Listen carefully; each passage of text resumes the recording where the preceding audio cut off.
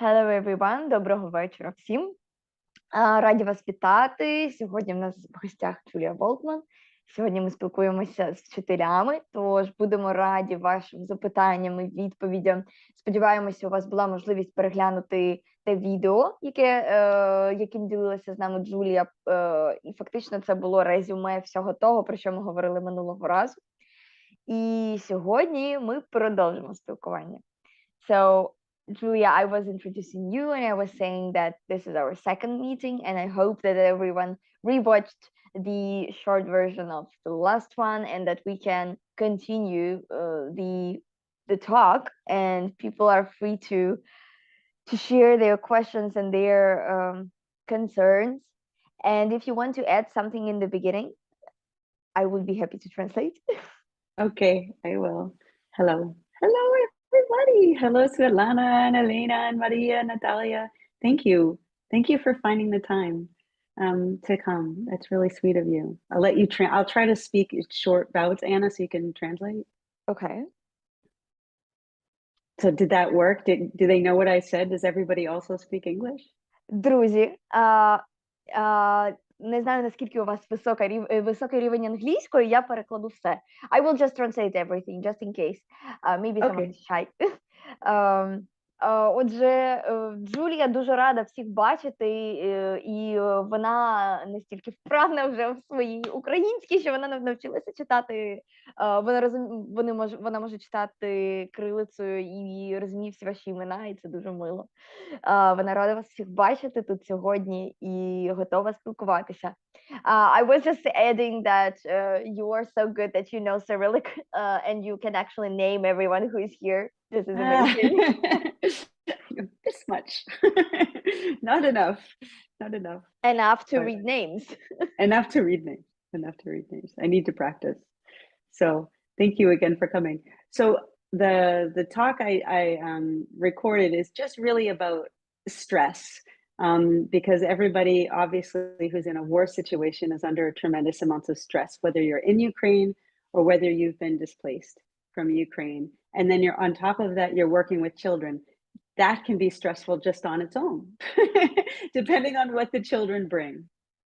Отже, Джулія говорить про те, що вона поділилася відео про стрес і як витримувати стрес, саме з тієї причини, що незалежно від того, залишилися ви в Україні, чи ви виїхали за її межі, всі українці зараз відчувають неймовірну кількість стресу на собі, і враховуючи те, що ми всі є ще й викладачами і працюємо з дітьми, то це саме по собі може бути великим стресом для викладачів, тому у нас такий просто комбо, можна сказати. So in the video, I talk about that stress does cause changes to the brain. A lot of that depends on how you relate to the stress. І у відео Джулія говорить про те, що стрес впливає на мозок, і дуже багато залежить від того, як ви самі ставитеся до власного стресу. But changes in the brain are not permanent. The brain is always changing. So if you have changes now, it's okay. You can change back to different ways. Отже, найважливіше, що важливо розуміти, що зміни у мозку, вони не постійні, і він може продовжувати змінюватися залежно від того, як ви працюєте зі своїми емоціями, з причинами стресу. Відповідно, не потрібно засмучуватися, потрібно просто фокусуватися і займатися плідною роботою. So the children also that you're working with, the children are feeling a lot of stress, and they also have those changes in their brain. Також діти, з якими ми працюємо, вони також відчувають весь цей стрес, і так само він впливає на їхній мозок і на їхні процеси у мозку. But there are many factors that can protect our brains against maladaptive changes. Існує багато факторів, які можуть захистити наш мозок від таких маладаптивних суттєвих змін. Probably the most important of these is patience with ourselves. Найважливіше це бути бути у контакті з собою і бути I forgot how to translate the word patience. Oh my God. Друзі, як сказати patience українською? Я абсолютно, в мене вилетіло це слово. Коли ми дуже... Допоможіть мені хтось, будь ласка, в мене вилетіло українське слово з голови. I lost my Ukrainian. This is very embarrassing. It's okay. Patience is patience – це те, коли ми можемо коли ми повільно рухаємося і ми, Боже, допоможіть мені хто-небудь. Being kind to yourself, even when you really mess up. Бути до себе добрим, не зважаючи на те, що навіть якщо відбувається щось, що нам не подобається, щось, що нам здається неприйнятним. Терпіння. О, слово терпіння. Бути терпінням. Терпіння. Дякую, терпіння є. Okay. Because when we're under this chronic stress, it is more likely that we will have acute stress responses.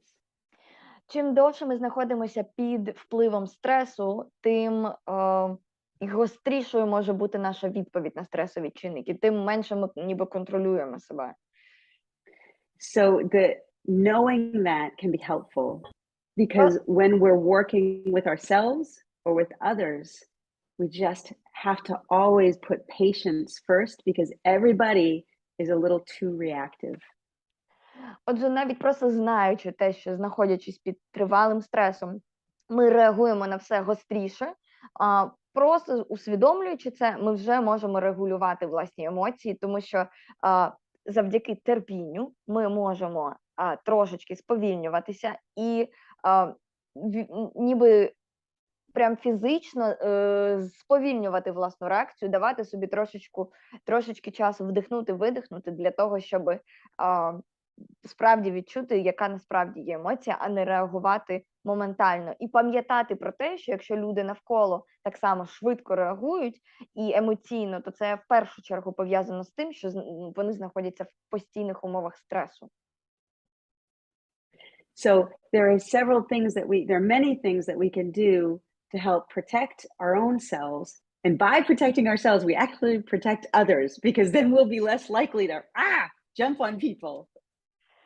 Отже, коли ми знаходимося в цих умовах, коли ми відчуваємо, знаємо ці процеси, і коли ми прислухаємося до себе, терпляче ставимося і сповільнюємося, то у нас набагато вищі шанси вести здорову комунікацію, не встрибувати в ці емоційні перепалки і так само не реагувати на емоційні випади інших людей в нашу або в чиюсь іншу сторону.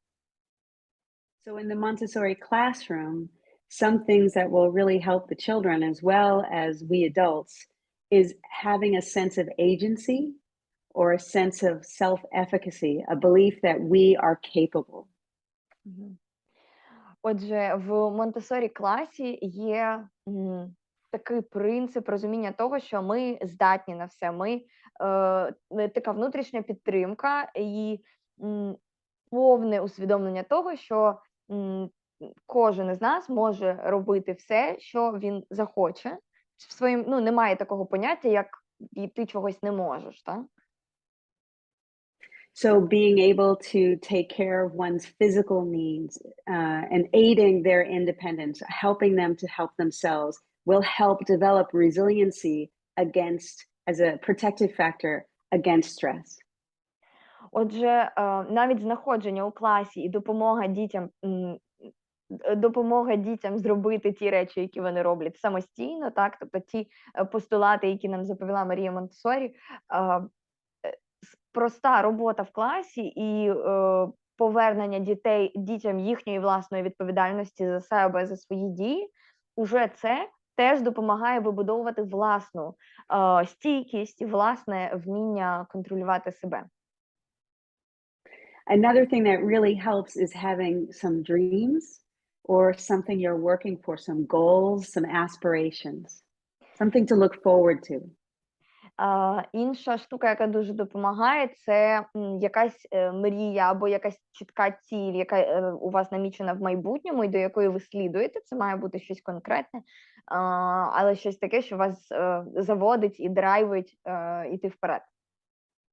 And these can be small or large goals. Something for a child could be just, I want to make my mother a card to tell her I love her. And that's a goal to work toward. They may work towards it over many days. It doesn't have to be a one and done thing. I thought you said about the goal, this is for the teacher, but also for It's for both. For both, It's okay. For both. Yeah. Отже, про ціль, тут знову мова заходить не тільки про вчителя, але й про дитину, тобто виставляючи собі якісь цілі на майбутнє, так само ми можемо виставляти якісь цілі дітям, і це може бути щось максимально просте, навіть створити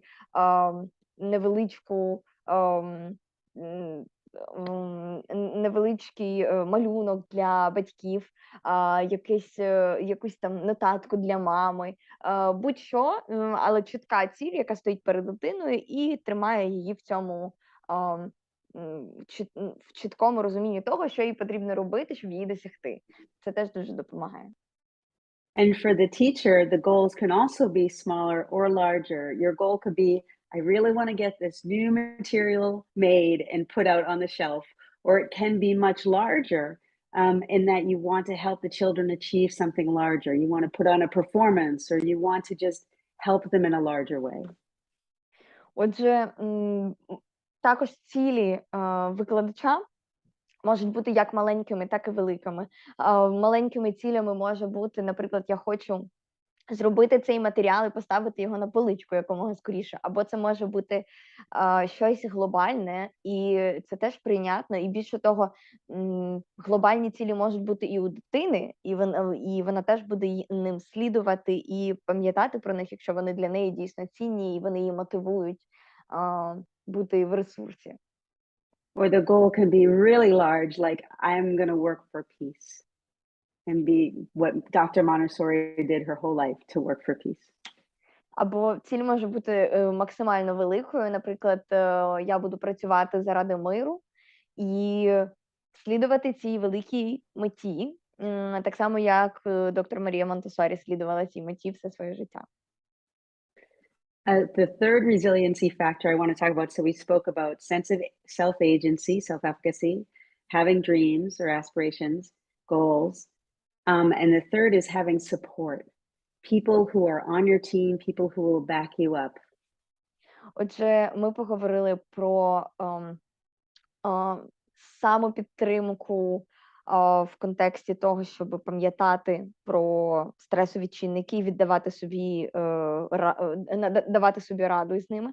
Друге, це підтримка себе або дітей. Знову ж таки, це все підходить як для себе, так і для дітей.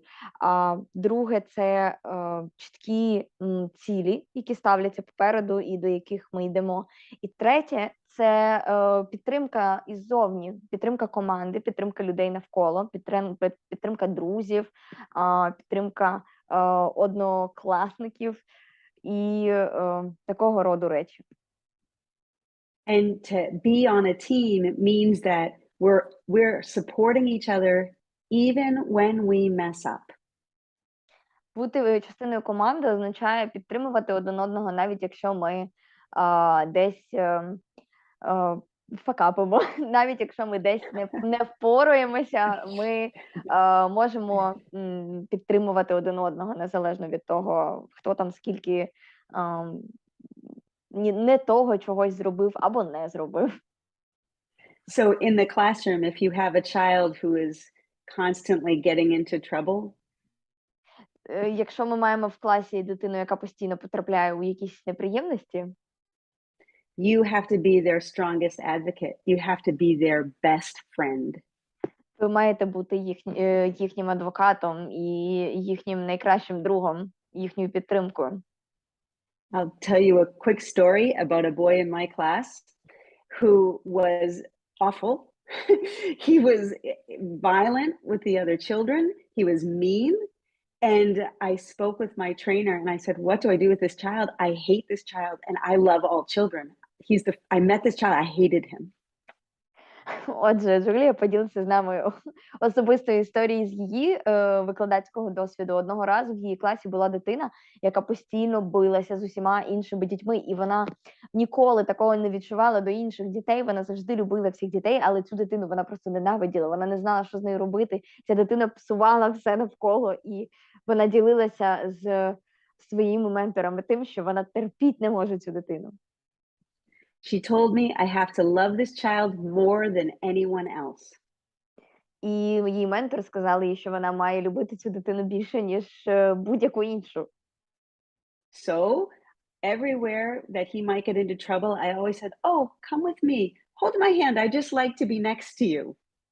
Отже, кожного разу, коли вона бачила, що може статися щось таке неприємне, Джулія завжди казала, о, давай, можна я потримаю тебе за руку? Мені так приємно проводити з тобою час. Yeah, because if he wasn't next to me, he was hurting someone. Бо якщо він не був поруч із Джулією, то він когось кривдив. And so after several weeks of this, the other children said to me, why do you like him more than anybody else? You always are nicest to him. І через декілька тижнів діти спитали Джулію, а чому ви так любите цього хлопчика? Ви завжди до нього такі привітні, чому він подобається вам більше за всіх? And that made everyone else much more patient with this child.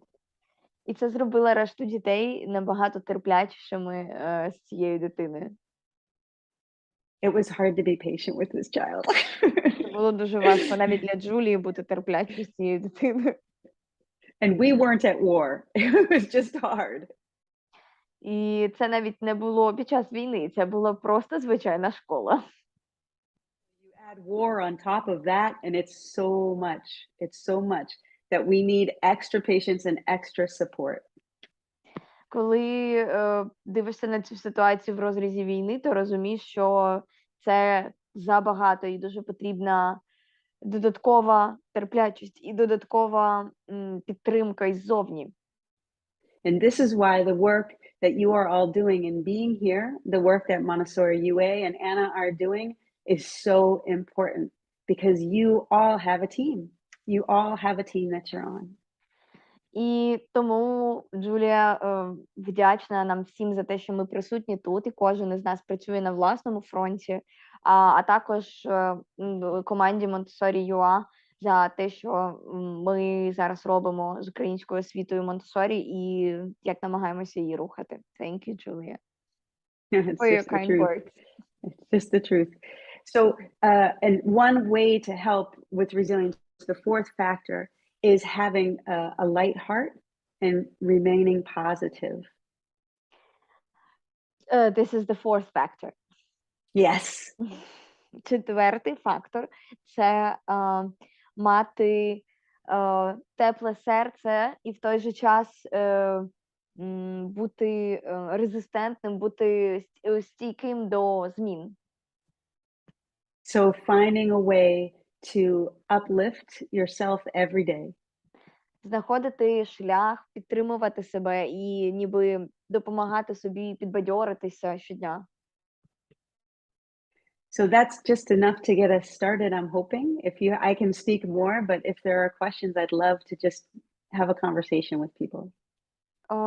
Джулія вважає, що для початку цього достатньо. Вона б дуже хотіла мати з нами усіма зараз відкриту бесіду, тому у кого є запитання, давайте їх задавати, будемо спілкуватися. So if you want to say what's happening in your class or in your school or with your children, I'm happy to just talk about it, what you're seeing. Якщо ви хочете поділитися тим, що відбувається у вашому класі з дітьми, якісь конкретні ситуації, це не має бути якісь глобальні питання. У нас, скоріше, тут група підтримки викладачів, тому не соромтеся ділитися якимись своїми історіями, навіть найпростішими на перший погляд. Діліться своїми якимись питаннями або проблемами, які вам не вдається вирішити на рівні класу, і Джулія буде рада допомогти. I see Svetlana. She's moving her camera, so she probably will say something.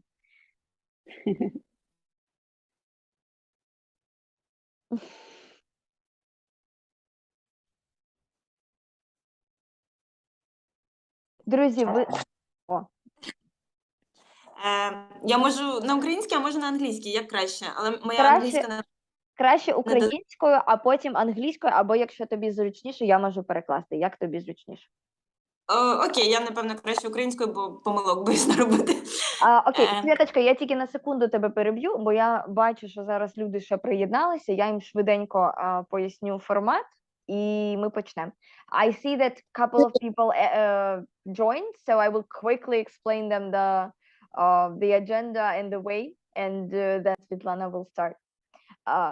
Друзі, всі, хто тільки приєднався, всім доброго вечора. Ми вже півгодинки, як спілкуємося з Джулією, не переживайте, буде запис, але зараз у нас відкритий мікрофон, і ми по черзі задаємо питання, базові питання про те, які у вас проблеми в класі виникають, і чим би ви хотіли поділитися, але не знаєте, як вирішити якісь питання. От, Світлана починає.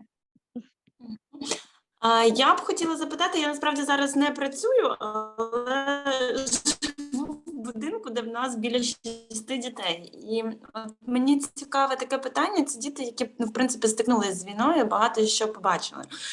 Але не всі з них, частина демонструють іншим дітям, тобто розказують, як в цій ситуації правильно, коректно бути. Тобто забороняти їм цього робити я начебто не можу, але й просто слухати про там кров і все-таки це ж також неправильно. Тобто який правильний алгоритм дій з такими дітками, таким стикнулися? Це ти знаходишся в Україні зараз чи за кордоном? Ти за кордоном, ти ж у Франції. Добре, зараз перекладу. So Svetlana is asking, she is located in France right now. She does not work, but she has a community of Ukrainian children that also came there escaping from the war. And there are children that survived a lot, like occupation, sitting in the basements of the buildings with corpses and stuff like terrible things. And there are children that didn't have that experience. So those first group of children is sharing their experience with other children. And Svetlana's question is what to do, because she feels that this is inappropriate and kind of traumatizing for other children, but at the same time, she doesn't want to stop them from sharing. So she is wondering, is there any way to make it somehow nicer, like what to do? Yeah. Oh, what a good question. That's so hard, Svetlana.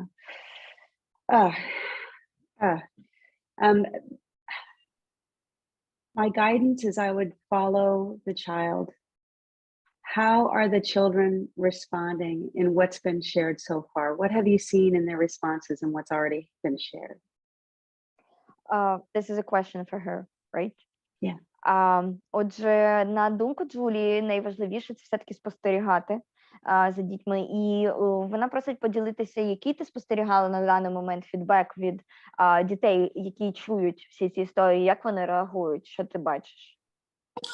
Просто проблема в тому, що якщо діти кажуть такі речі, вони їх кажуть так, як вони їх побачили, тобто доволі жорстко про кров, про вбивства, про автомати, про військових, і це все доволі колоритно. І, наприклад, дівчат це відверто лякає, які з цим не стикалися, які цього не бачили, які вчасно виїхали.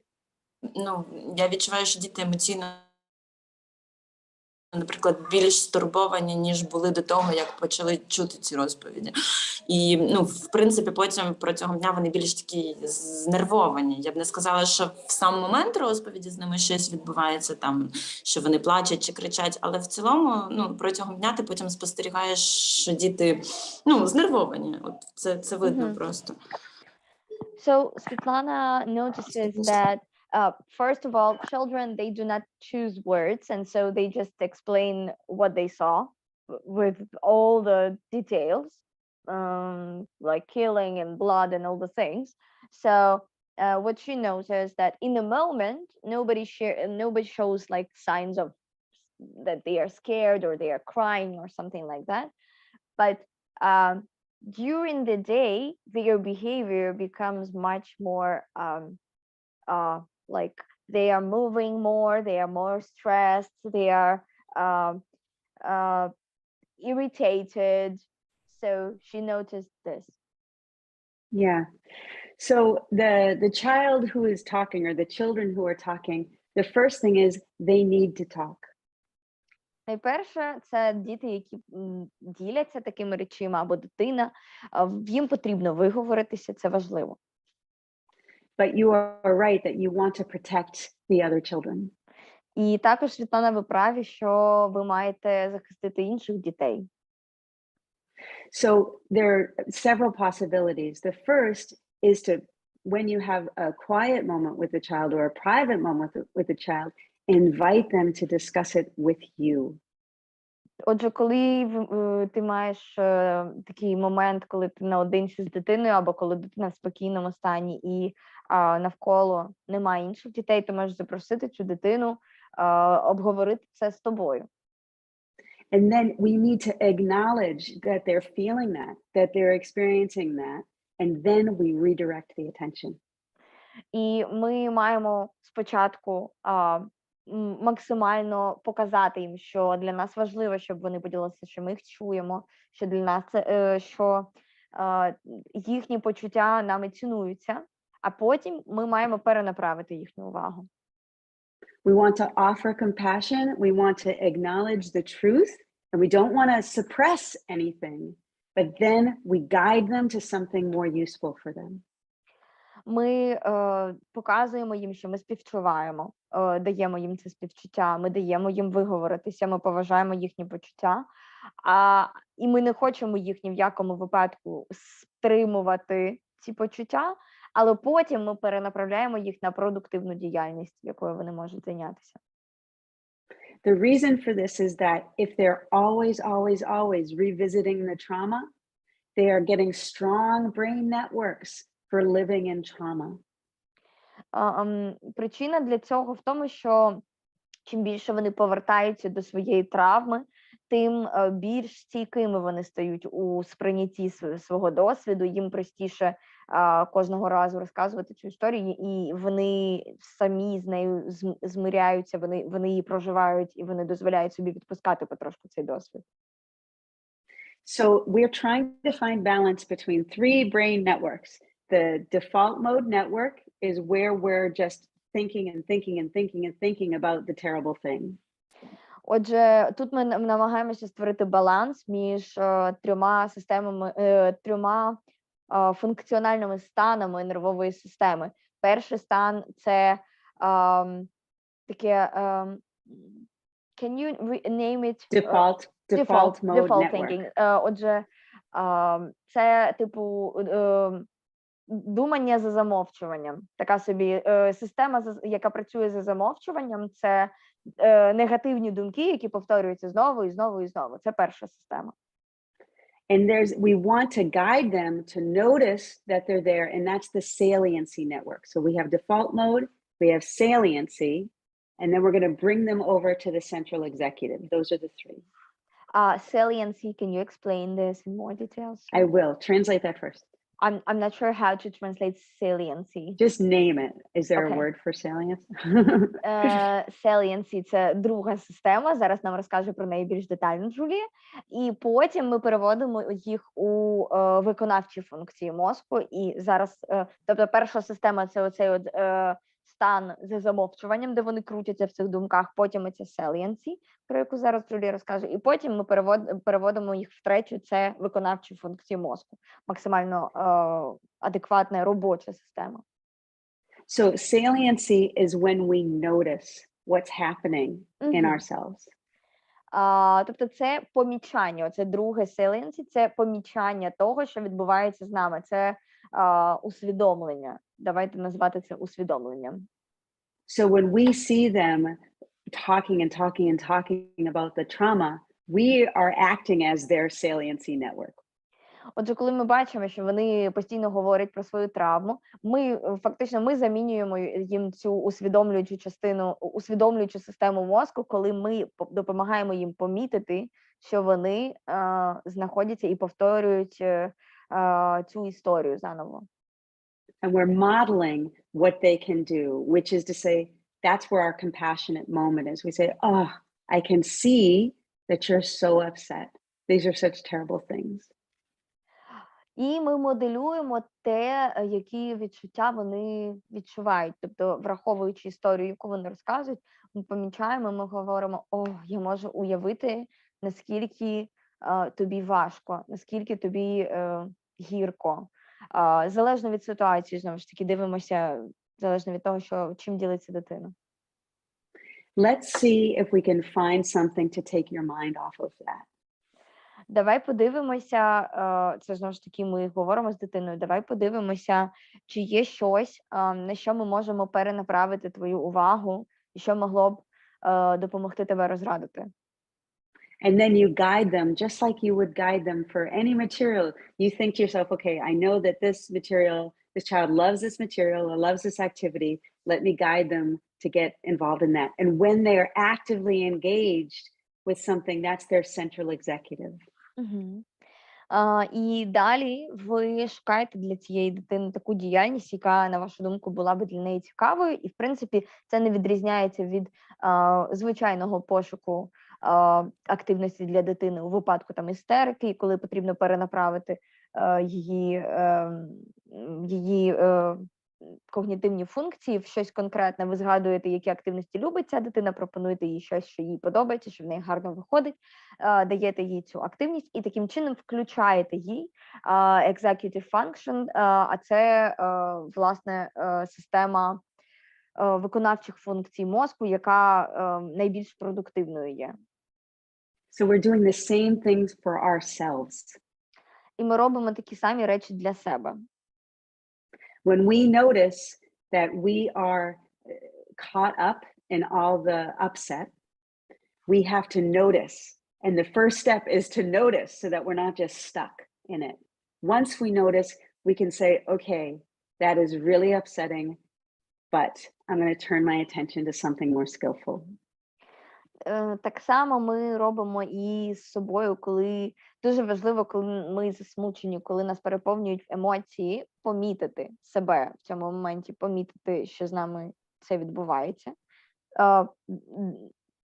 Тобто зрозуміти це і сказати собі, так, я відчуваю себе засмученою, і я зараз візьму і займуся чимось продуктивним. І беремо і займаємося чимось продуктивним. And this is the sense of agency we spoke about. Having a belief and an understanding that you can do something to affect change for your own self as well as for the greater world. І це те, про що ми говорили, яким чином ви можете яким чином ви можете впроваджувати зміни як в своєму житті, як в своєму мисленні, так і в цілому світі. Тобто це універсальний закон, який працює для будь-якого рівня. So maybe this child wishes that things had been different, or these children, of course, they wish things had been different when they were there, and they want to do something that would be helpful. Maybe it would have been helpful if somebody had sung them a song or read them a book in those moments, or I'm not sure what, but maybe they could have something small or impossible that they could offer to the other children that would be soothing.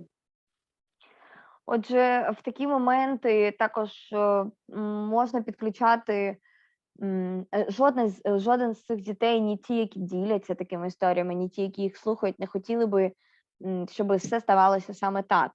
І тут можна переключити дітей на те, що на якийсь процес, який може полегшити ці страждання. Що ми можемо зробити зараз, щоб відчути себе краще? І тут діти можуть або заспівати пісню, або хтось може прочитати казку, або вони можуть помалювати. Це залежить від ситуації і від того, що в даній групі, що цю групу конкретно буде приваблювати більше, але важливо саме перейти в цей конструктив. And this will happen again and again and again until they're able to move past it, until they develop alternative networks that are stronger. І такі ситуації будуть повторюватися, поки мозок дитини не вивчить альтернативні доріжки проходження, проживання цих відчуттів. Тобто, як тільки він зрозуміє, що він навчився сам відслідковувати цей момент, то він навчиться себе перенаправляти. Але це нормально, що такі ситуації будуть повторюватися, бо з першого разу ми всі вчимося новим звичкам ментальним. Це час. But the point is to get started and not be upset if it doesn't work the first time and it doesn't work the second time. You know, we just have to be consistent and persistent. Головне почати і не переживати, якщо не спрацює першого разу і не спрацює другого разу. Головне бути послідовними, повторювати і зразу в раз. І рано чи пізно воно буде допомагати змінювати шлях роботи мозку дитини, і це допоможе. Не втрачайте. So don't give up. Don't give up. But I have to tell you, I don't need to tell you that because you, Ukrainians, are the most resilient people I have ever encountered. Джулії навіть не потрібно нам говорити, не здавайтеся і будьте витривалими, тому що ми, українці, найвитриваліші люди в світі, і це вже всіма доказано, і вона не бачила більш витривалих людей в своєму житті. Thank you for your answer and your support. It's very important for us now. I hope it helps. I hope it helps. Дякую, Світланочко, за запитання. Друзі, якщо хтось тільки приєднався, ми тут ділимося історіями, життєвими історіями з класу і просто ділимося якимись моментами, які викликають у вас ступор, ви не знаєте, як з ними вчинити, або навіть просто щось просте, можливо, вам просто хочеться розказати щось, що вас турбує, і попросити підтримки. Це у нас вільний мікрофон, тому не соромтеся і вперед.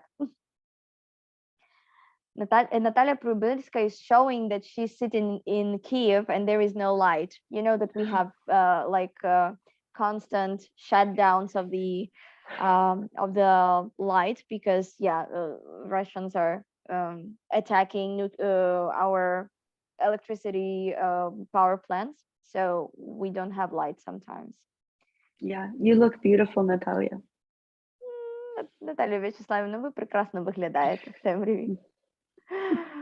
Хто хоче поділитися, включайте мікрофончики і задавайте свої питання. Бачу, у нас тут навіть є представники з державних секторів. Це я про вас, пані Феруза. Цікаво, як у вас відбуваються зараз ці процеси, насправді, адаптації дітей, як вони реагують, наскільки вони проявляють свій стрес. Діліться, це група підтримки, ми тут для того, щоб вам допомогти. Навіть кіт мій прийшов. Я поки включала мікрофон, у мене вже свічка погасла. Можна я задам так в темноті? Можна. Я хочу скористатися можливістю задати питання Джулії, яка є спеціалістом не тільки в Монтессорі-педагогіці, але й спеціаліст з розвитку мозку. Я хочу спитати її думку щодо сенситивних періодів. Тому що, незважаючи на те, що Марія Монтессорі описувала сенситивний період порядку, існує думка, яка належить Елізабет Л. Шматтісен з Нідерландів, яка вважає, що сенситивного періоду розвитку порядку не існує, тому що сучасні дослідники не виявили в мозку ділянки, яка саме відповідає за цю функцію. Що може сказати з цього приводу Джулія? Дякую. Цікаве запитання, дякую. So Natalia is asking you a very interesting question about sensitive periods, and she's asking you not only as a Montessori educator, but also as a person that is specialized on the brain development. And her question is actually about sensitive period of order. So according to the new data from the scientists from Netherlands, there is no such sensitive period of order because they are kind of they are not acknowledging this sensitive period because they didn't find the specific brain area that is responsible for the order. So what is your opinion on this? Science gigs. Okay. Okay. First of all, science is evolving. You cannot, one study tells us nothing. Одне дослідження не може сказати нічого, тому що насправді наука, вона постійно знаходиться в розвитку. Це не щось стало, що один раз придумали, якийсь закон винайшли, і все, більше він ніколи не змінюється. We have to have many studies before you can actually start to believe it. Потрібно провести серію досліджень перед тим, як насправді якась теорія виправдовується і її можна вважати сталою. I haven't seen the study you speak of, but I don't think you'll find one particular area that's order, because order is throughout the brain. Джулія не бачила конкретно цього дослідження, але на її думку немає конкретної зони, що відповідає за порядок, тому що порядок, він за нього відповідає дуже багато зон мозку, і взагалі те, як влаштовані зони мозку, саме по собі є певним порядком. You can tell how important order is to the child because of their sensitivity, not only to physical order, as Dr. Montessori described, but to the invisible order of our routines and procedures. Також Джулія пояснює, що дитина сприймає не тільки фізичний порядок, як описувала сама Марія Монтессорі, але і ментальний порядок тих рутин, того розпорядку дня, який присутній в її житті. Ми всі це можемо спостерігати. And this is why, particularly in times of high stress, that it's so important that we're consistent with our routines and with our movements, how we do things, every small act that we do. І це одна з причин, чому під час стресу і під час війни дуже важливо зберігати ці рутини і зберігати як ментальні рутини, і те, як ми щодня будуємо день, так само і наші рухи, те, яким чином ми рухаємося, якісь всі деталі, починаючи там від дороги на роботу і дороги в школу, і закінчуючи тим, як ми презентуємо речі, от всі ці детальки дуже важливі.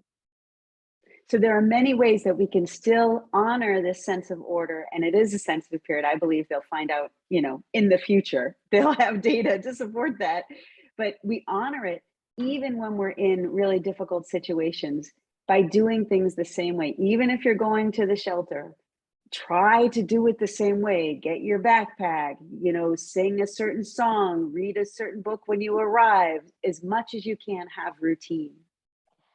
We even have the special song for that. I will translate. You do? Oh. We do. Отже, Джулія вірить, що рано чи пізно така зона в мозку буде знайдена, і навіть якщо ні, все одно ми дуже багатьма речами завдячуємо саме сенситивному періоду порядку і взагалі любові дитини до порядку, тому що це допомагає їй в тому числі бути витривалою і витримувати всі ті челенджі, з якими ми зараз всі стикнулися.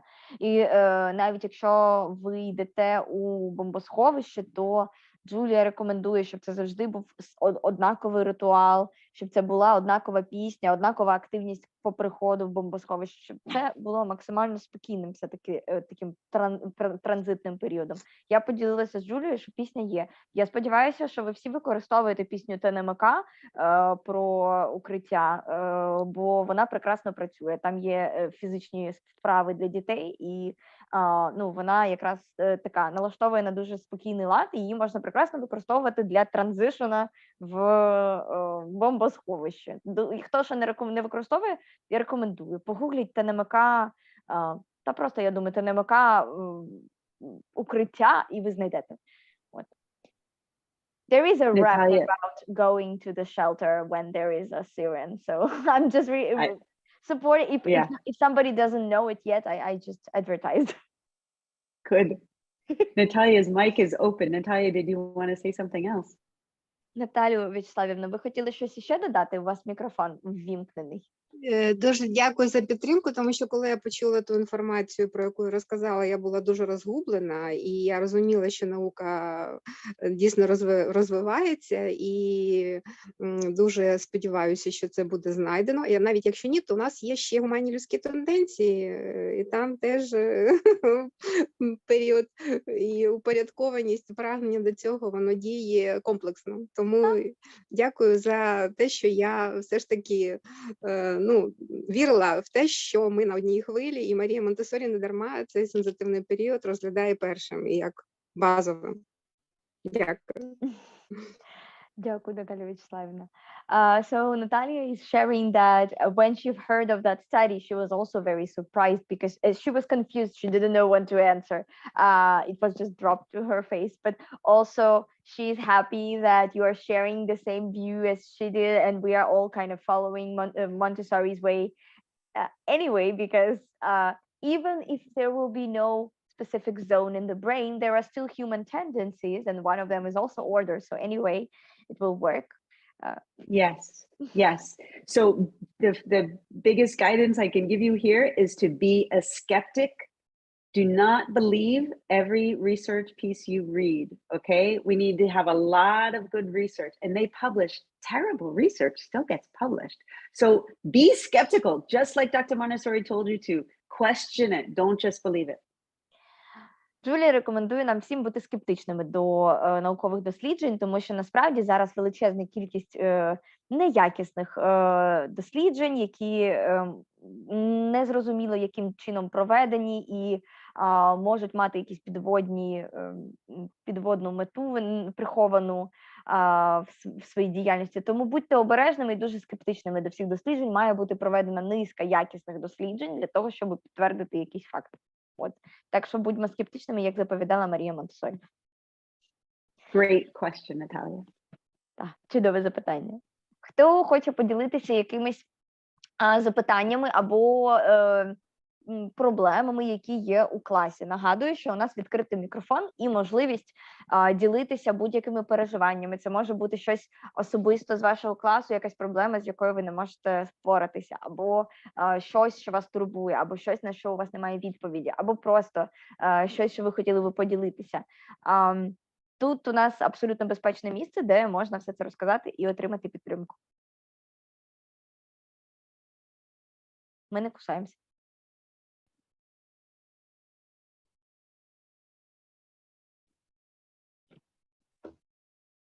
Анна, я Можна хотіла запитати, якщо можливо, хто перший буде.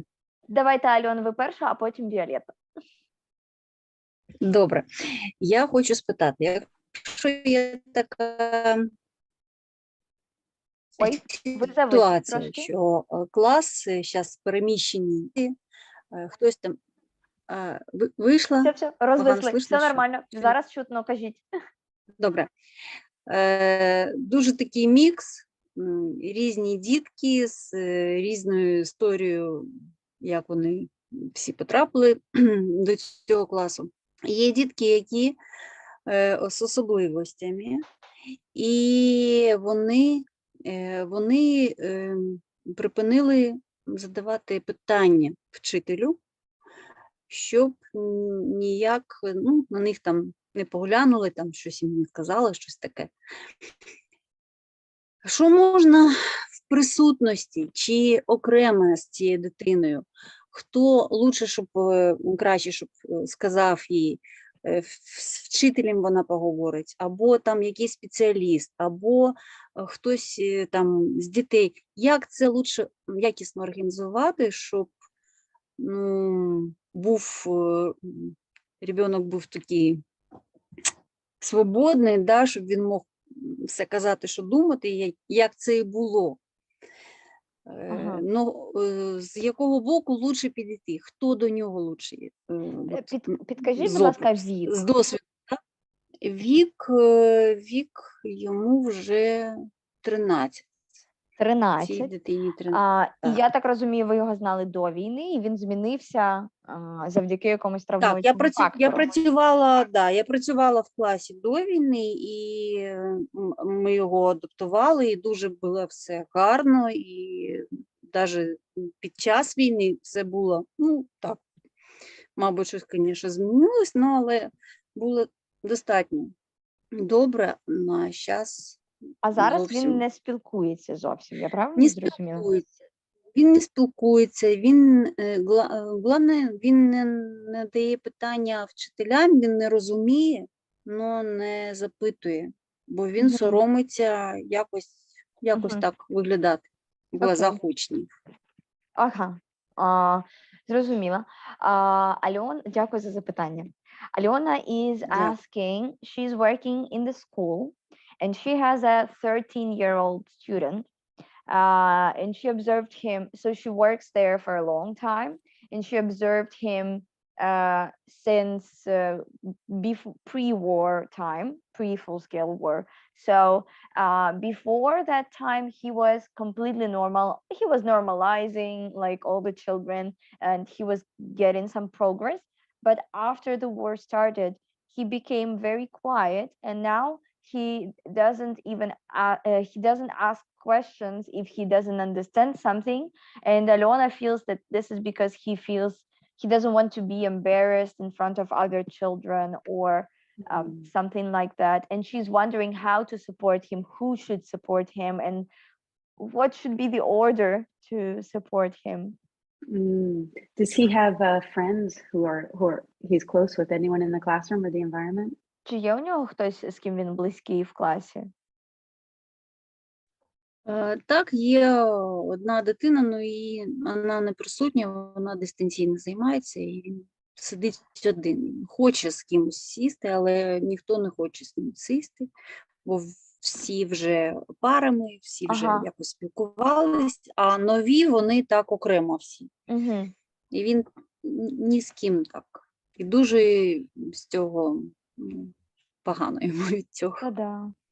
So he has a friend, but that friend is studying distantly right now. She's studying online, and he feels lonely because the rest of the classmates that he knew for all this time, they are kind of couples or groups, and all the newbies are also in the newbie group. So he feels like kind of lonely. Mm-hmm. Yeah, that makes sense. So having connection for him, I think, will be the answer. The adults can be supportive, absolutely, but especially at 13, they're really drawn to each other for that kind of support. Is he in the third plane yet, or do you think he's still in the second plane? Has he hit puberty? Джулія говорить про те, що зараз дуже важливо, щоб він мав в цьому віці дуже важливо мати зв'язок з своїми однолітками, і дітям це більш цікаво мати зв'язок з однолітками, ніж мати зв'язок з викладачами. І вона уточнює, чи він уже досяг пубертатного періоду, чи він уже перейшов у цей третій план. Так, yes. So he has hit puberty? Yep. He did hit puberty. Okay. So in the third plane, other adults can be really inspirational. They want to remember the goal of the plane is they want to see who they are in their society, where they fit into society. Отже, в третьому плані дітям дуже важливо бачити перед собою рольові моделі і дорослих, з якими вони би хотіли стати, такі, якими вони могли би захоплюватися і брати з них приклад. І тут дуже важливо підібрати от такого дорослого, який міг би бути для нього такою моделлю. And at the same time, he's totally absorbed with himself. І в той же час він повністю поглинений в себе. Це нормально. And that's normal. Це нормально. So finding a way, maybe he can have time online with his friend to help. Можливо, ви можете якось організувати, щоб він мав трошки часу онлайн в спілкуванні зі своїм другом або подругою. Він має такий час. но йому це дуже мало, хоче більше, і тільки це, а більш нічого. Бо Okay, so йому потрібно більше. he Спілкування. has Це that дуже time. Sorry, вибачте, що перебив. He has that time, but it's not enough and he wants more, and this is basically the only thing he wants to do. Okay. So we have to find a way for him to be important to the rest of the community. What can he offer that the other children will recognize as valuable? Отже, важливо зробити його цінним для решти класу. Треба подумати, що він може запропонувати іншим в класі, які у нього є знання або здібності, які зробили би його цінним членом групи. What are his strengths that he can work on, really working to what he's interested in, following his interests, and then when people are really focused on something that's of interest to them and matters to them, other people come. Отже, дуже важливо зрозуміти, що саме його цікавить, і дати йому можливість розвиватися в цьому, і через цю активність залучати інших дітей, тому що вони природнім чином просто прилипнуть. Як тільки вони бачать людину, яка взагалі зайнята своїм ділом і дуже passionate, дуже пристрасно ним займається, вони автоматично до цієї людини прилипають. And maybe it's too hard for him to speak right now. Maybe he needs to write or play music, or maybe there's a different way he needs to express himself. Можливо, спілкуватися для нього зараз важко, але можна знайти інші способи вираження себе. Це може бути через письмо, він може бути займатися письмом якихось віршів, якісь есе, щось таке, через письмо виражати себе, може виражати себе через музичні інструменти. Поспостерігайте за тим, що йому може бути цікаво. Це може бути рух, знову ж таки, якісь театральні штуки, емоційні такі прояви. Подивіться, це залежить від нього. Do you have a pet at the school? У вас є домашня тваринка в школі? У нас, в нього є дуже багато тваринок, і птички, і кошечки, і улітки, А в школі є тваринка? Ні. So he has a lot of animals at home, but they don't have the animal at school. Can they visit? Can he bring one of his animals to visit? Він може привезти якусь зі своїх тварин, познайомити з класом? Так, приносив, показував. Це дуже натхнення таке в нього. Але ж це таке недовге, бо в кожного є щось вдома, і ще краще, і всі так цим пишаються.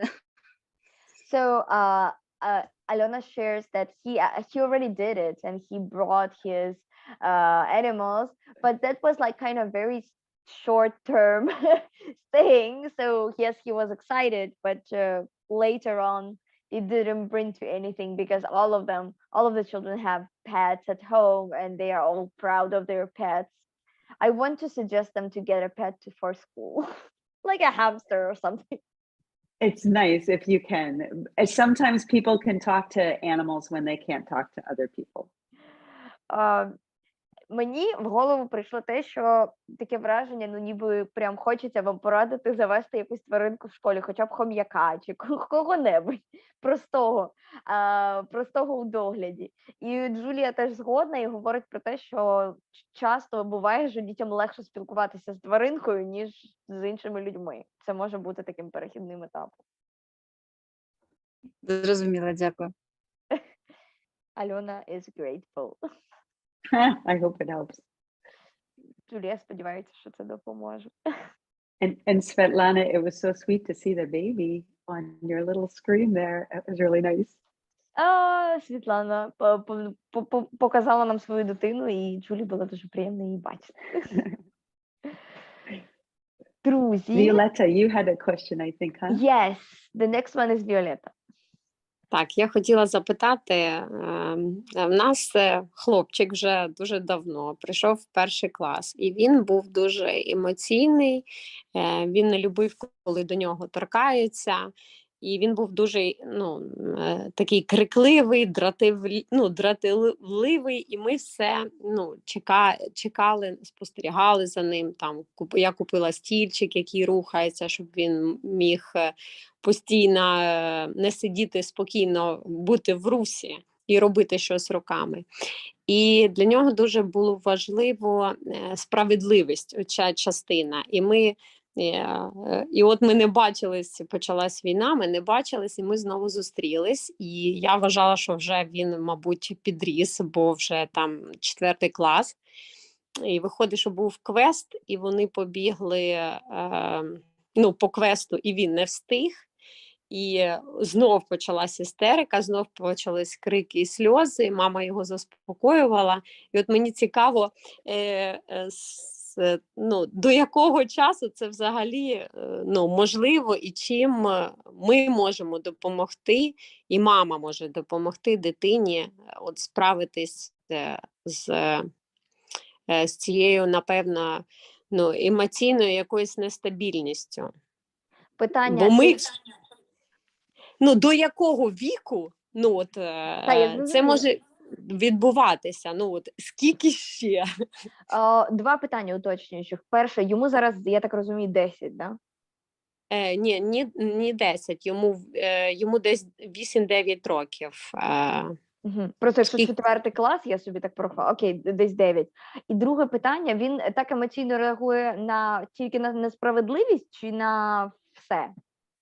Да все, що завгодно там. Хтось не так щось сказав, не так подивився, хтось прийшов його, торкнув. Ти не знаєш, що саме його спровокує, але дитина дуже розумна, розсудлива, дуже добра. Але, в чому секрет, ми так і не розгадали його, чесно кажучи. Але хочеться.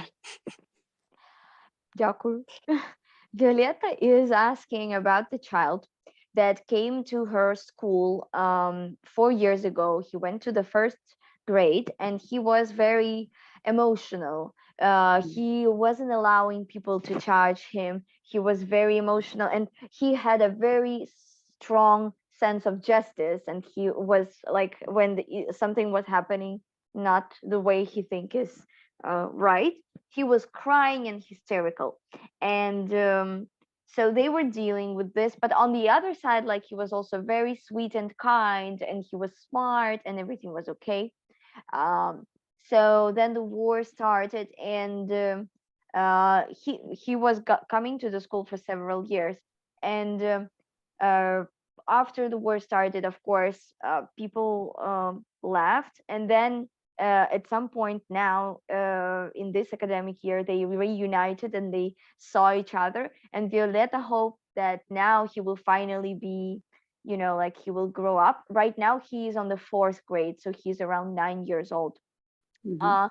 And she hoped that he will, like, his attitude will change a little bit after 1 year of war, basically. But it didn't. Like, they had a quest outside, or some kind of games, and as soon as he wasn't able to achieve some goal, he started to scream and yell and cry, and the situation continues, and the mother is very concerned as well, because she sees this and she doesn't know how to deal with this. So the question is, for how long is it normal for the child to act like this, and how to deal with it? That's a great question. And first of all, however the child is, it's okay. Перше, що хотіла би підкреслити Джулія, що би з дитиною не відбувалося, це все є нормальним.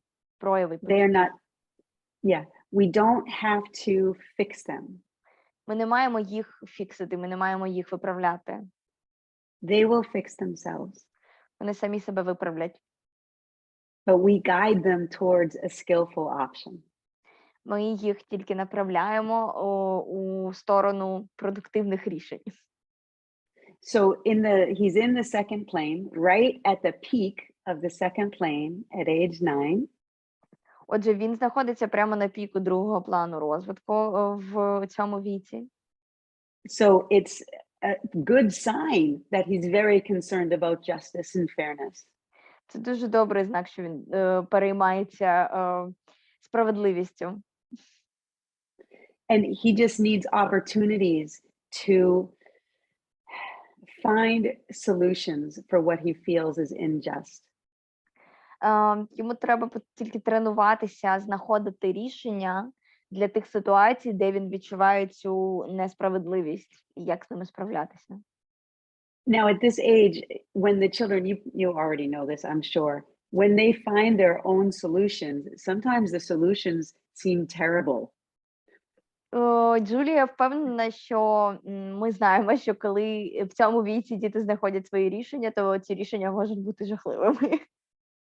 But the point is for them to try and find solutions. Але для них важливо пробувати і знаходити ці рішення.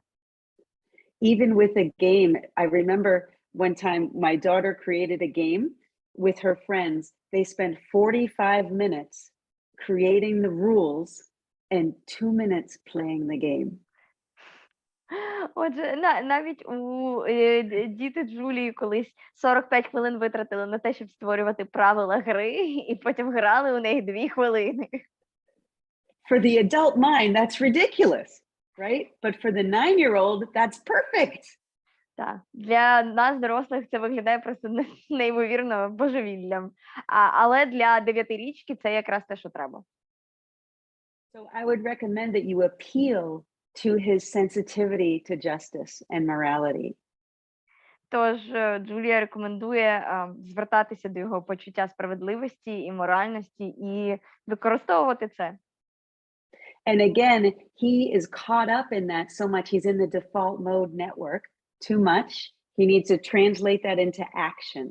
And so our job is to model for him that you're noticing that he's very upset about this injustice, and then guide him towards skillful action.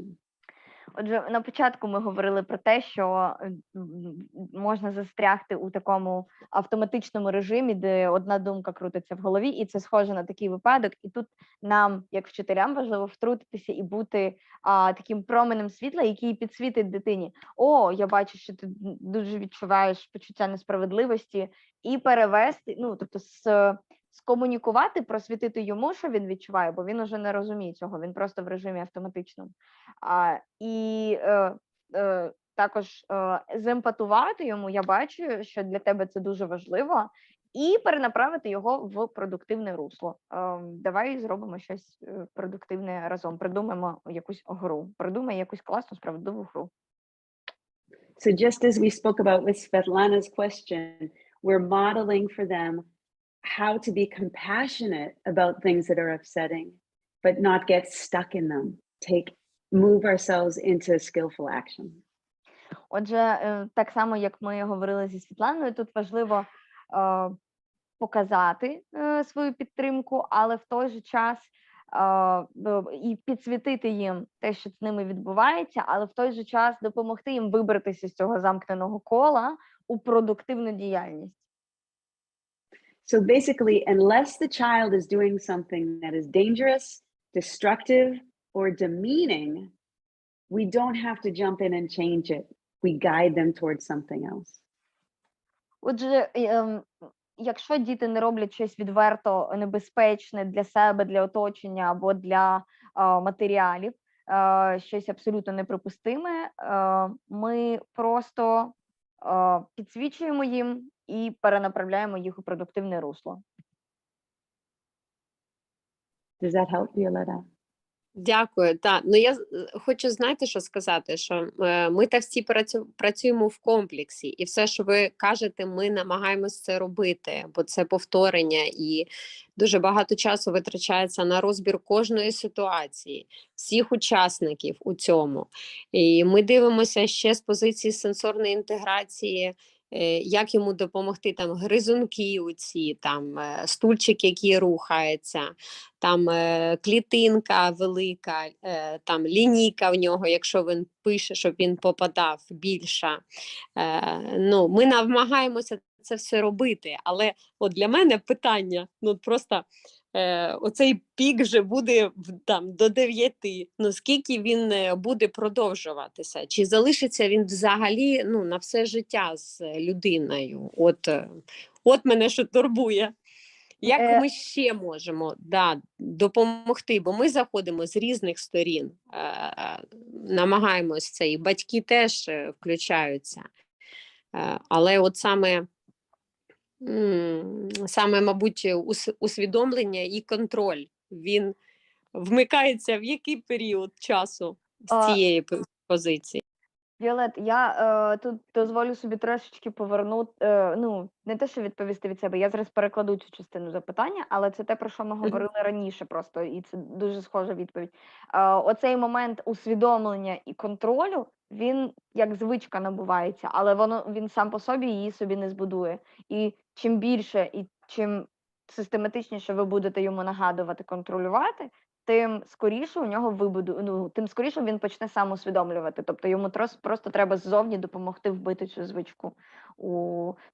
Звичку не сидіти у своїй істериці, а помічати її і перенаправляти свою енергію у щось продуктивне.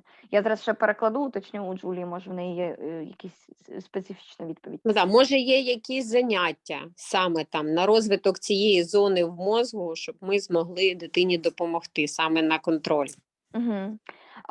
So Violetta is asking, she's saying that everything that you are saying, they already started to do this, and they look into the situations from different perspectives, from the perspective of putting him into some productive activities, and they also look from the sensorial integration point of view, and they give him some activities in terms of this, like fine motor and gross motor as well.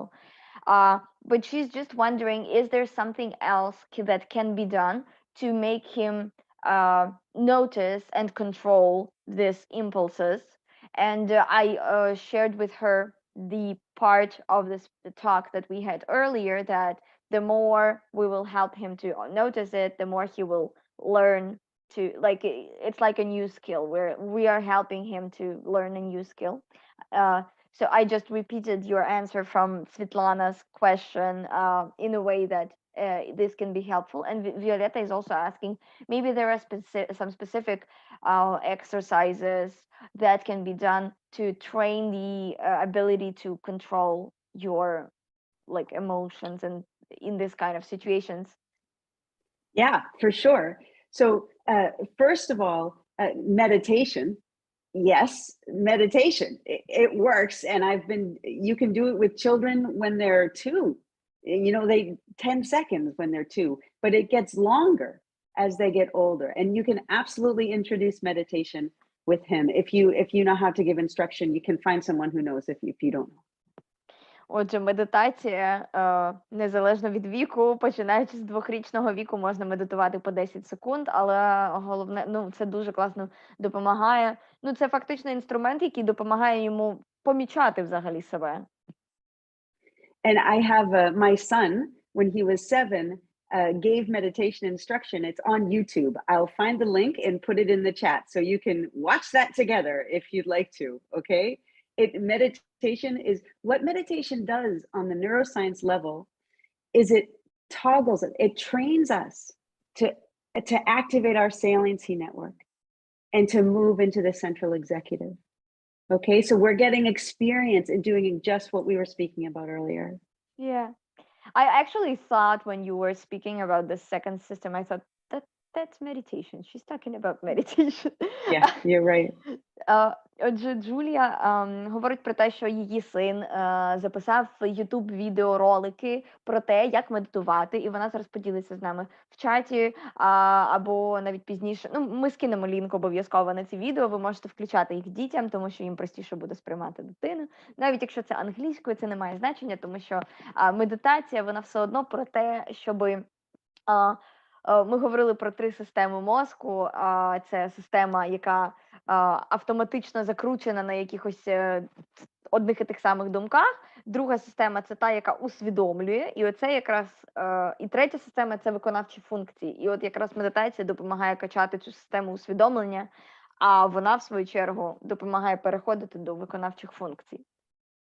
О, лінк уже в чаті. Thank you, Julia. There's You the were link. very Yeah, fast. yeah. But I had one other thing to say with Violetta, to speak about with you is, and maybe it's translation, but that you were giving him a lot of activities for different things, but what is he choosing? Віолетто, ти даєш їм багато активностей в класі, але що він вибирає? The solution ну, will not come from what we give them. The solution will come from when we find their interest, follow their interest, that they can choose what they need. Отже, тут важливо не те, скільки чого різного ми їм даємо, а важливо помітити, що саме їх захоплює, в що вони йдуть, і таким чином ми і вони самі знаходять те, що їм потрібно. Ну, ми розуміємо, що він боїться складнощів, боїться все робити, що є нове, тому це йде підготовка. Якщо якісь зміни відбуваються, то треба теж готувати. Він любить, коли на нього натискають зверху, знаєте, як відчути своє тіло. Ну, от такі вправи, якщо там замотати його, чи в подушку, чи хтось на нього може сісти зверху, ну, такі от відчуття тактильні. Йому подобається чи не подобається? Йому подобається, да. Він не може сидіти взагалі на місці спокійно, він постійно рухається. І я ж кажу, слава Богу, що в нас були стільчики, які як не валяшки, що воно не падає, і дитина може рухатися як завгодно, ну, нижня частина тіла. І він постійно щось гризе, тому в нього спеціальні гризунки є. Ну, і це те, що ну, може його заспокоїти, і він може зосередитись на заняттях. А яка у нього діяльність продуктивна викликає зацікавленість? Ну, продуктивна, що саме мається на увазі? Типу от гризунки і ці всі вправи, там стільці, це більш така підтримуюча штука, яка йому допомагає просто повернутися в себе. А що йому подобається з діяльності? Він дуже любить Лего, конструювання якесь, так, але от, ну, я ж кажу, що якщо починати щось нове, там теж малювання, я не вмію малювати, там щось ліпити, там я не вмію ліпити, там не хочу, не буду, але ти пояснюєш, ти кажеш, що там в тебе вийде, там я вірю в тебе, все буде круто, і потрошки починається. Але я ж кажу, мене цікавить, коли це переросте все. Violetta is sharing that he likes to chew something, so he has his chewing, like chewing beads, stuff like that, that he can constantly do this. And he is also, he likes to move around a lot, so they have some specific modular furniture that he can move the lower part of the body, but the upper part stays still. So he likes this kind of activities, and also he likes the direct pressure on his body, like when someone is laying down on him or like putting pressure on him. And I asked about the academic activity, what he likes to do in like educational areas, in the cognitive areas. He likes the construction and building blocks, Lego and stuff like this. Він дуже любить математику, I'm sorry. Yeah. Oh, він дуже любить math. I was just going to ask that. Yeah, it sounds like he needs to find his challenge, and he also needs a lot of exercise. So as much as you can, include movement in the activity. So doing things at distance, put half of the activity on one half of the room and the other half on the other half of the room. So just to do it, he has to walk back and forth. Виглядає, що йому дуже потрібні фізичні вправи, і йому ще потрібно знайти таланти, які в нього є. І для того, щоб він більше рухався, можна якомога більше, звичайно, фізичних вправ впроваджувати, в принципі, для нього, але ще можна просто брати активність і половину активності залишати на одному кінці класу, іншу на іншому кінці класу, щоб він щоб робити цю активність, йому потрібно було ходити з однієї частини в іншу, і таким чином також тренувати свої м'язи і трошечки виводити гормони. It sounds like he also needs heavy work. So find heavy things for him to carry.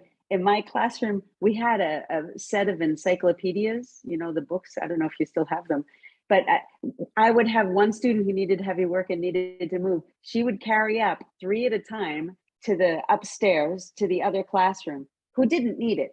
But she told me anytime that this girl needs to go, just send her to my class with some books. And so we would just up and down the stairs all day with heavy things. Також Джулія відчуває, що, можливо, йому потрібне фізичне навантаження з важкою вагою, тож що вона робила в своєму класі, у них була дівчинка, в якої була схожа потреба, і у них були енциклопедії. І щоразу, коли вони бачили, що цій дівчинці потрібне якесь фізичне навантаження, вони просили цю дівчинку віднести енциклопедії в клас наверху. І навіть якщо там не потрібні книжки, вона брала ці книжки по 3 за раз, тягала їх наверх і вниз, і ходила туди-сюди, поки всі не перетягнуть. Так що подумайте, що можна потаскати. And don't interrupt. If he's ever concentrating, never interrupt his concentration in order to do the heavy work. But it's there when he needs to settle down. That's when you offer it. Ніколи не переривайте його концентрацію, але пропонуйте її в ті моменти, коли коли він не зайнятий чи якоюсь конкретною роботою, а його потрібно якраз навпаки заземлити. Because the answer for him will come when he can truly concentrate on something outside of himself. Тому що відповіді для нього прийдуть в той момент, я думаю, що це якраз відповідь на запитання, відповіді прийдуть в той момент, коли він сконцентрується на чомусь за межами самого себе. And that will happen when you find out what he's truly, deeply interested in. What is he drawn to? І це станеться тільки тоді, коли ви усвідомите, що саме його цікавить, що насправді його захоплює. It's like for each of us, we are working with children. We are working to remove the confusion in the world. We are working for Montessori education because that is what truly interests us. Це так само, як і з нами. Ми працюємо з дітьми, ми розвиваємося, робимо те, що ми робимо, тільки тому, що це Монтессорі, робота в цій сфері, це те, що нас надихає і те, що нас захоплює. And when we're really interested, we can overcome obstacles like not having electricity in Kyiv right now and being here anyway. І коли щось нас дійсно захоплює, то нам на перешкоді не стає ніщо, навіть відсутність світла в Києві і відсутність електрики, ніщо не стає на заваді. This is very sweet, Julia. Дякую, що ви в курсі наших проблем і про це теж говорите. Дякую за відповідь. Тут просто Наталя Вячеславівна була зі свічкою, бо в неї... вона ще тут. Просто я по аватарці не впізнала. Violetta is saying thank you for being, for knowing what is happening with us and for supporting. That's really important for us. It matters. I'm trying to help. I feel so powerless. I want to do something. And you do. Анечка, можна ще одне запитання, будь ласочка? Ще Якщо одне запитання. коротесеньке, то можна, тому що ми вже на 25 хвилин пересиділи, і якщо коротеньке, то давайте. Тоді. Ні, давайте коротеньке, якщо, давайте. Є 2 дитини, одної 5 років, а другій 7 років. Проблема одна, бо вони по кишеням таскають сухарики та там печиво якесь, розкидають в кишені, і потім тихенько ходять, і потім постійно щось це гризуть. Якби воно все в доступі, якби вони знають, що це можливо брати там якийсь тільки час, там на перекус чи якось, але вони це роблять. І батьки не дуже з цим погоджуються. Що ми маємо зробити так, щоб і дитину не обмежити її, можливості, там, що ми повинні сказати чи заперечити, що ми повинні Питання, зробити. у них є якийсь травматичний досвід? Ні, Ні. мабуть, так ні. Ну, так батьки нічого не кажуть. Угу. Але от таке є, і це дві дитини, коли вони поводять себе буквально як під копірку. Угу. І вони не родичі? Ці діти? Зовсім ні. І зовсім соціальний план, це зовсім різне. Угу. Окей. Julia, so Alona asked to ask one more question, and I see that we overrun the time very much, but still, like, it's the last question, and it's a short one about two children that she has in the classroom, and they tend to take like snacks and hide them in the pockets and have a snack any time of the day, and they but they have access to this snacks basically the whole day, so they can just take it from the plate and eat it, like, just use the common rules of having snack.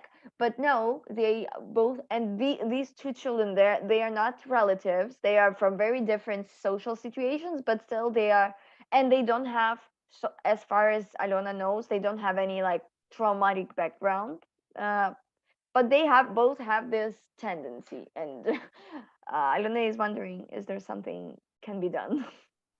Yeah. This happens everywhere. Це нормально, стається всюди. So the first snack, how old are the children, Olana? Скільки років дітям? 5 і 7. 5 і 7. 5 and 7. Yeah, exactly. So, okay, first of all, are you in Ukraine? Так, це в Україні. Це ж в Україні, да? Альона, це в Україні відбувається? Yeah, they are in Ukraine. Yeah. Okay, so they may have a sense that there is a need to make sure they have some food with them, right? Because that's the situation. They may feel like they want to make sure they just have a little something in case they need it, yeah? Might be. Можливо, у них є відчуття, що оскільки вони в Україні, оскільки ситуація така, то їм не завадить мати щось в кишені на всяк випадок. Ні, це не пов'язано. You're not going to shelter? Це точно і це. В них все є. Вони повністю всім забезпечені, вони спокійні, вони дуже такі радісні. It's not that. Але постійно гриз. She's sharing that it's not that. They are very calm, they are very like relaxed. They just want to have snack in their pocket. Okay, that's fine. So then the answer is grace and courtesy. Okay. Okay, first of all, choose your battles. So see if this is something that's really worth taking on or not. And if it is, the answer is grace and courtesy. Отже, уроки граційності та ввічливості – це відповідь. І також модеруйте свої зусилля, подумайте, наскільки важливо взагалі цим, наскільки це важливе питання, наскільки воно важливо, щоб цим займатися, і якщо так, то тоді уроки граційності і ввічливості – це відповідь для вас. Але подумайте, чи воно дійсно того варте, тому що в цілому це нормально модерована ситуація. Yeah. Як з нашого боку, то да, як з батьків, то вони не дуже so parents don't like this attitude. That's the thing.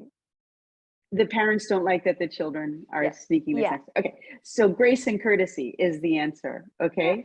So, and the grace and courtesy, just remember the lesson that you give, you have to practice it with another adult before you give it, and you need the other adult there to help you give it. So figure out what you're going to say and how you're going to say it. Something about, here are beautiful snacks and we like to keep them here. Let me show you what I do when I want to put one in my pocket, but I know I shouldn't. And then, you just model going like, I won't do it, and then you go away or something like that. Yeah.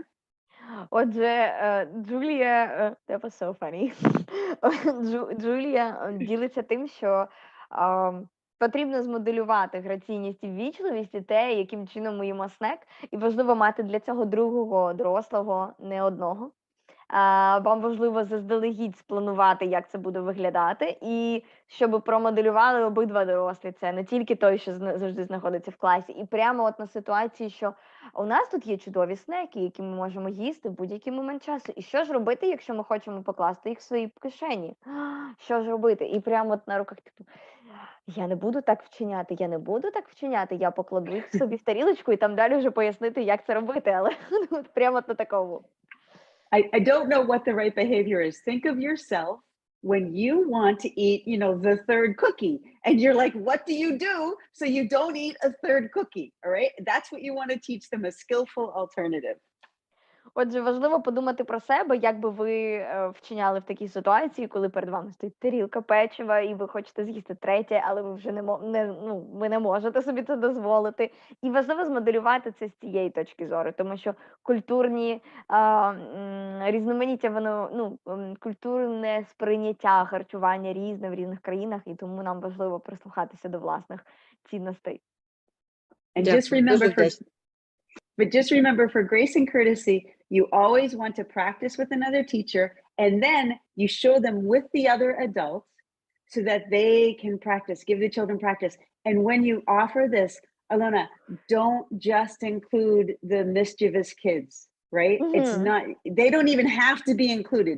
You can use everybody else in the room, and then these kids will get it. Never blame them when you do it. Never draw attention to those children when you do this. Отже, коли дуже важливо спланувати це заздалегідь, цю мікровиставу з іншим дорослим, показати її разом з іншим дорослим і попросити змоделювати, але дуже важливо не просити моделювати саме цих дітей. Взагалі не треба на них звертати увагу зайву в цей момент, тому що вони і так все зрозуміють. Їм просто подивитися, а потім подивитися, як це моделюють інші діти. Цього достатньо. Не потрібно на них особливу увагу звертати в цей момент. Because remember, the children's attention is where our attention is. So if we put all our attention on the trouble, they will put their attention on the trouble. Отже, дитяча увага знаходиться там, де знаходиться наша увага. Тож, якщо ми будемо звертати всю увагу на проблемну ситуацію, то вони всі будуть звертати увагу саме туди, і таким чином буде менше толку. So this is a good time to practice being stupid.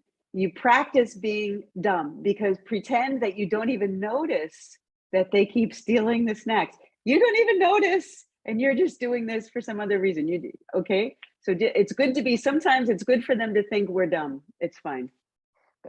Краще це все зробити таким чином, щоб вони навіть не запідозрили, що це через них зроблено. Краще прикинутися дурненькими, що ми тут взагалі не в курсі, що вони тирять їжу.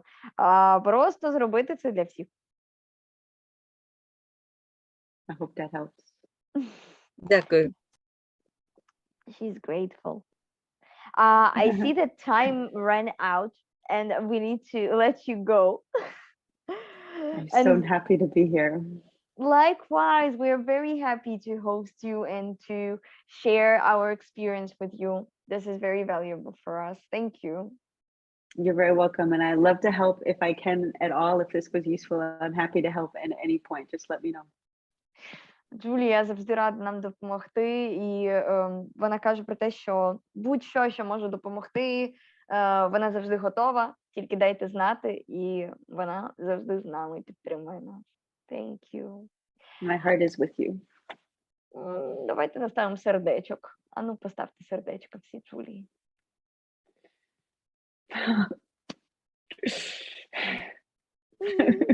Як це зробити? Де це зробити? Там, де реакції, натискаєте, і там можна вибрати. Або можна просто ручками зробити.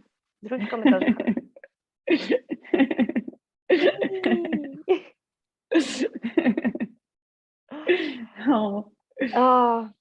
Друзі, я бажаю вам всім гарного вечора. Дякую, що приєдналися, незважаючи на всі умови. І ми з вами побачимося на наступних зустрічах. Julia, I'm saying that I'm very grateful to everyone for for coming, even though there was no light somewhere. It's very valuable for us.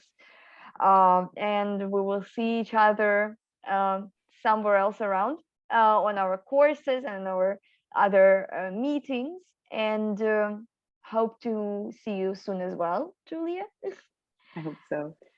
And wishing everyone a lovely evening, and for Julia, a lovely day. Thank you. Good luck. Good.